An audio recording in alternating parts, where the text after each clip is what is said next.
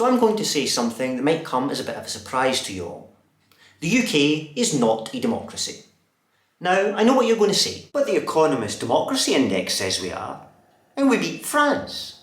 Suck it, Frenchies. Now, I hate the French as much as the next guy, but the Britain is not a democracy. You see, the clue is in our name. We are the United Kingdom of Great Britain and Northern Ireland. And what that means is that we are ruled over by a king. This guy right here. So Charlie here got his job because Mumsy had it before him. And she had her job because her papa had it before her. And when Charlie here finally dies, it will be inherited by his son, William. Which is, not very democratic. We are a constitutional monarchy. Plenty of democracies have constitutional monarchies. Sweden, Norway, the Netherlands, Naboo. Just because you have a symbolic monarchy working within a constitution does not mean you are not a democracy. Look man, you can't just add the word constitutional in front of monarchy and say it's a democracy. I mean, we don't even have a written constitution. How can we be a constitutional monarchy without a written... You know what? It's fine. Let's say that having a hereditary monarchy does not in fact mean you are not a democracy.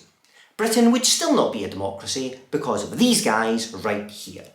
They are the House of Lords. They are the second chamber in Britain's two-tiered parliament. And before anything can become a law in the UK, it has to go to the Lords. Now I know what non-UK viewers might be thinking. I mean, I know Downton Abbey was good and all, but surely Britain doesn't still have a role for the aristocracy in our parliament. Well, you would be correct.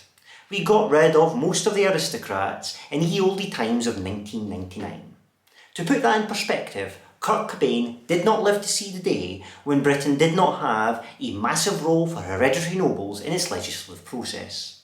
But don't worry for all you fans of feudalism out there, because as part of the compromise deal Tony Blair had to strike in order to get rid of these relics of feudalism, he allowed 92 hereditaries to remain in the House of Lords. Now most of the original hereditaries are gone now, but every time one of them croaks it, there is a by-election among eligible hereditary peers so that one will take their place. Ironically meaning that the hereditary nobles are the only members of the House of Lords to actually stand for election. The rest of the 800 or so members of the House of Lords are made up of 25 bishops, incidentally making Britain one of only 2 countries with an official position for God in its legislature, and the rest are life peers, who are political appointees who sit debating laws for life. And how does one become a life peer? Well, you have to get appointed by this guy, the totally undemocratic hereditary monarch. Well, no. I mean, yes, the king does appoint the peers, but it is symbolic. They do it on the advice of their prime minister, who is elected. So the king appoints the peers, but it is purely a formality. Regardless of how much power the British monarch does or does not wield in the picking of lords, they are still a very undemocratic force. You see, there is nothing I, as a British citizen, can do to affect the opinion of a lord, nor anything I can do to get rid of them if I don't like how they're doing their job. I mean, it wasn't even until 2014 that the Lords introduced a law that would allow the Lords themselves to kick out a member who was serving a prison sentence. To put that in perspective, it means RuPaul could kick a drag queen off his show before the House of Lords could kick a person serving a prison sentence out of the British Parliament. And a Lord isn't purely ceremonial either. In the legislative session 2021 to 2022, the government would be defeated in the Lords 128 times, dwarfing the mere 4 defeats the government would suffer in the Commons. Now, in the British parliamentary system, the House of Commons, that's the more famous one with the green benches where the Prime Minister is often seen debating on TV, is supreme. What that means is the House of Lords does not have the ability to veto permanently legislation coming from the House of Commons. But the Lords still have an effect on legislation. You see, when the Lords send back a defeated bill to the Commons, it will often come with amendments and suggestions. Now, the government has 2 options when this happens. They can either accept the amendments wholesale and get the law passed speedily, or they can battle with the Lords. Usually, they will incorporate at least some of these amendments to try and speed up the passage of the bill.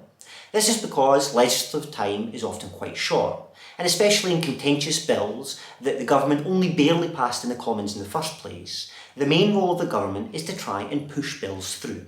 So while the Lords does not have the ability to veto bills indefinitely, these unelected political appointees are still having a massive effect on the kind of laws that are being made in the United Kingdom. But yes, my alter ego is correct. The democratic legitimacy, such as it is, for the House of Lords and the British system overall, comes from the fact that the Lords are appointed by the monarch on the strong suggestion of the democratically elected Prime Minister. And it is correct. The Prime Minister is democratically elected, just not by me. You see, despite the increasing presidential nature of British politics, with prime ministerial candidates meeting on TV for presidential-style debates and leaders of major parties talking about personal mandates from the British voters, we don't actually get to vote on who is the Prime Minister.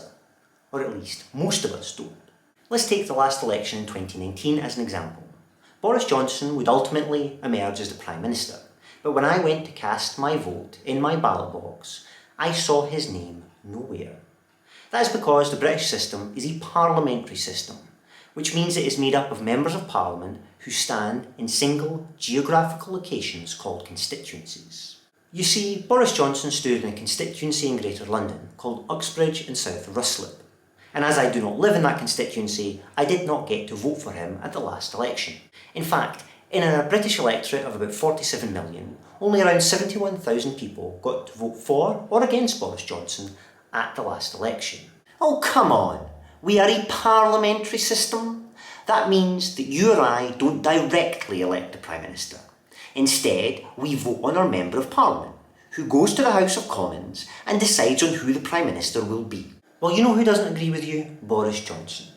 During his troubled premiership, he would repeatedly invoke the personal mandate he had thanks to the 14 million people who had cast their vote for the Conservatives in the election.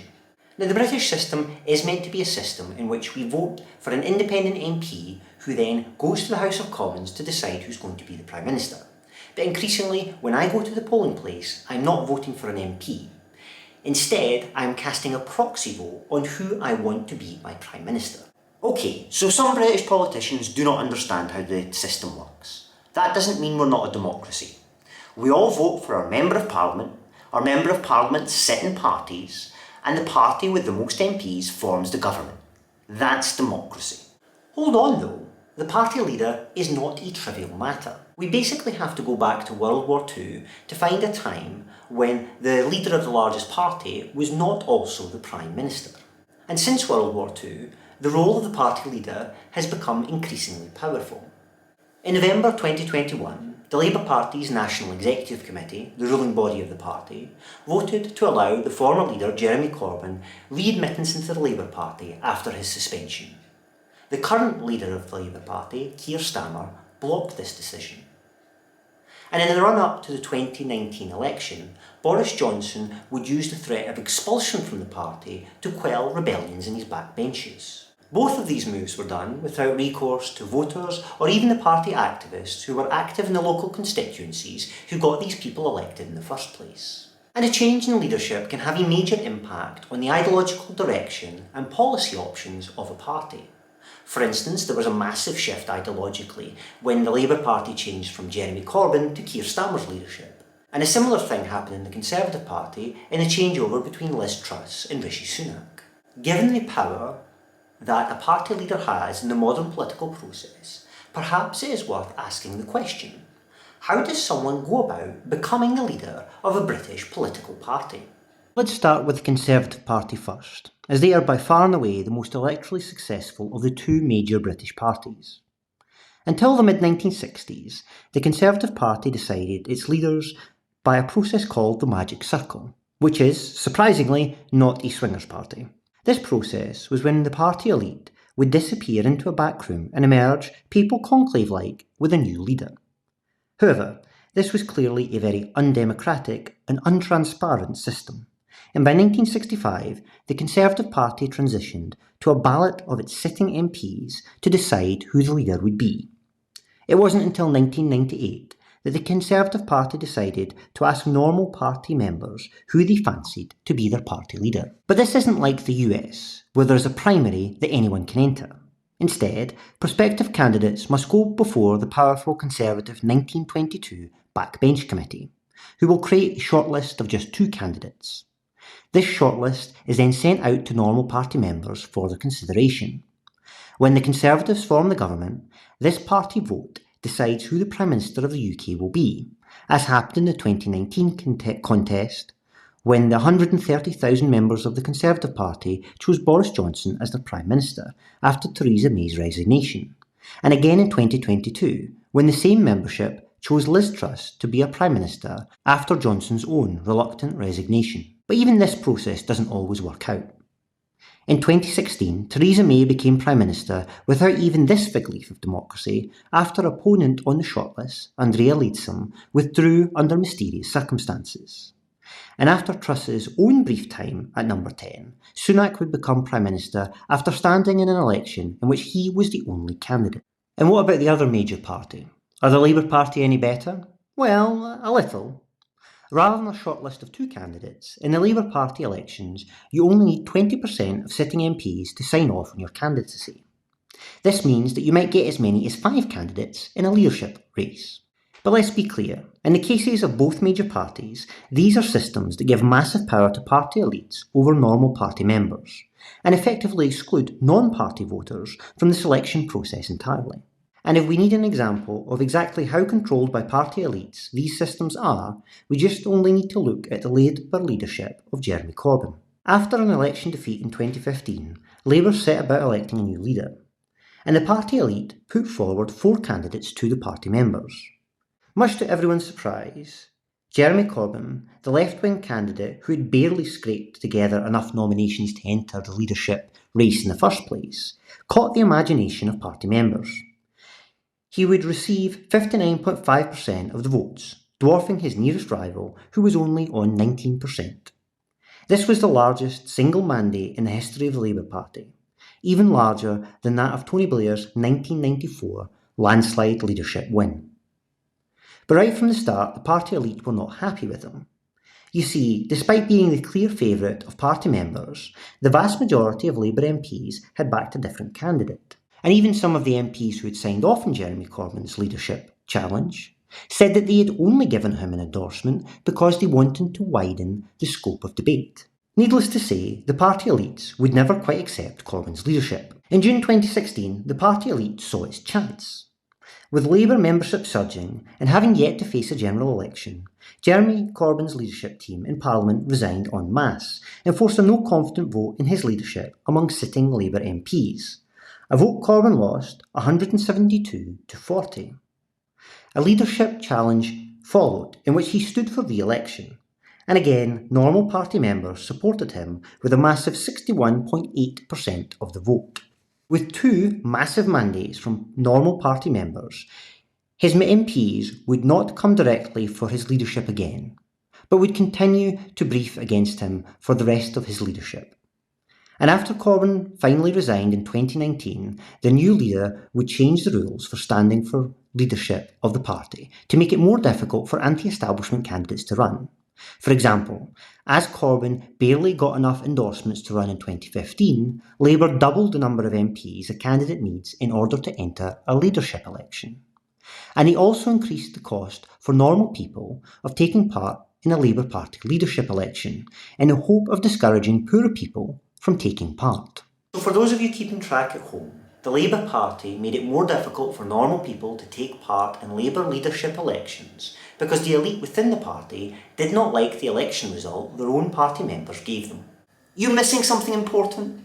Sure, Corbyn was elected by party members, but MPs have a mandate too, from their constituents, and they have to look out for the interest of their constituents. And sometimes those interests will be against their party's interests. That's the beauty of a parliamentary system. MPs can be independent of the party leadership and stand up for the interests of their constituents. Weird that these so-called independent MPs decided to exercise their independence against a socialist candidate and not, say, the 2003 illegal invasion of Iraq. But okay, the authority our politicians have to control the British state. And the democratic legitimacy of the British system in its entirety comes from the democratic mandate these MPs have. But what kind of mandate do they have? In the UK, we use a voting system called first past the post. This is a pretty basic voting system in which there is one round of voting and the candidate who gets the most votes becomes a Member of Parliament. Pretty easy and simple to understand, but also exactly the kind of system you would pick if your aim was to minimise the power of the British people to actually influence elections. You see, as seats are closely tied to geographical areas called constituencies, there is a direct benefit to any party with a highly concentrated voter base. So, if your party had, say, 100,000 votes, it would do better to concentrate these votes in 2 or 3 seats than spread them out across 100. The Electoral Reform Society has estimated that this system tends to exclude smaller parties from Parliament, as their votes tend to be more thinly spread.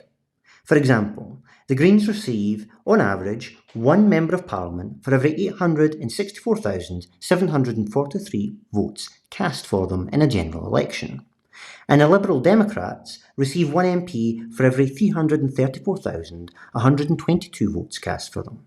For the two major parties, the situation is very different.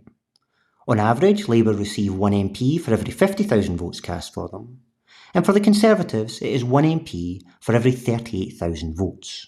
This means that elections tend to be completely at odds with what British voters themselves have voted for. For example, in 2005, Labour won 355 seats in the 650-seat House of Commons, despite gaining only 35% of the national vote. And in 2017, Theresa May's Conservative government would lose 13 seats and their majority in Parliament, despite adding millions of new voters to their electoral coalition. Unfortunately for her, most of her new voters were concentrated in seats where there was no hope of electing a Conservative MP. But the problems with first past the post do not stop there. You see, in individual seats, the system often exists to reinforce the dominance of the two major parties. Let's take a seat I most recently voted in, York Central. York Central is a traditional Labour seat, but Conservatives do reasonably well there. And in a good election, they might even come within striking distance of taking the seat. Now let's say I really like the Greens. I don't, but let's say I do. But my nightmare scenario would be a Conservative victory. If I look at the seat, I can see that the Greens have no realistic chance of winning, but the Conservatives might. So I'm forced into a kind of electoral prisoner's dilemma. Do I vote for my favourite party and risk a Conservative victory, or do I vote for Labour, a party I do not support, but who might keep the Conservatives out? This dilemma is euphemistically called tactical voting, and is of course of immense benefit to the two major parties. But it is also, of course, profoundly undemocratic. Instead of voting for the people I think best represent my views and my interests, voters are often left voting for the party best able to block their least favourite choice. Given this kind of negative partisanship undoubtedly benefits Labour and the Conservatives, it should come as no surprise that they are either slow-walking or actively opposing changes to this electoral system. And this is all before we go into how candidates are selected by their parties in the first place. For while technically standing for election is open to any British citizen over the age of 18, the chances of a candidate who is not supported by one of the two major parties winning a seat is pretty dismal. So, if you want to become an MP, you better join Labour or the Conservatives. And how do you become a candidate in one of the two major British parties? Well, the selection process for becoming a candidate in Labour or the Conservatives in the UK is pretty opaque. For example, the Labour Party's rules for how you would go about becoming a candidate is currently hidden behind a paywall. Broadly speaking, it involves prospective candidates touring the country with a CV and a sales pitch, trying to convince a local constituency party to make them their candidate for the general election. As the voting in the selection process is open only to party members living in the constituency, the electorate in these contests is often minuscule. And if you are standing in a safe seat where the general election is often a formality, becoming an MP means convincing maybe a couple of hundred people or so to choose you. This process is difficult to scrutinise, as it is only open to paid party members. This means that if you are a member of the media, or just a curious member of the voting public, you will be barred from attending the selection process. For example, Politico recently released an episode on their podcast, Westminster Insider, about the selection process, and their journalist was made to wait outside the hall where Labour was holding a candidate debate. Party bosses have also been known to put their hand on the scale for favourite sons and daughters. This seems to have happened in the case of our current Prime Minister, who had no connection to his seat, Richmond in Yorkshire, until becoming a candidate for the seat in 2015. Local party bosses chose him over the local candidate, however, because they thought he had the vibe of a guy going to the top. Correct, as it turns out. The current Labour leadership also has been pretty active in local selection processes, vetoing candidates perceived as too left-wing and putting forward detailed guidelines about how and who to choose as a candidate. We often think of Britain as a democracy, but it is worth asking why. Now, in this video I could have talked about many different things to stop us from being a democracy. For instance, the role of the media in policing the parameters of the possible, or the role of money in corrupting our politics, or the role of the professional civil service or the national security state in dampening any radicalism that does happen to leap into government. But I think in Britain's case, none of that is necessary. You see, if you just look at how the British system works, what it says about itself, what is in our laws, well, we are clearly not a democracy. We are instead a hereditary monarchy with an unelected second chamber and a party system entirely dominated by elites. At no point in this system are the voices of normal British people prioritised. Now, perhaps you still think we are a democracy. Perhaps for you it is merely enough that we go through the ritual every 4 or 5 years of going into a dark box and putting a cross beside a predetermined name. But for me at least, I think I require more of my democracy than just that. Hail the year so long expected, hail the day of full release. Zion's walls are now erected and the watchmen publish peace. Throughout Shiloh's wide dominion, hear the trumpet loudly roar.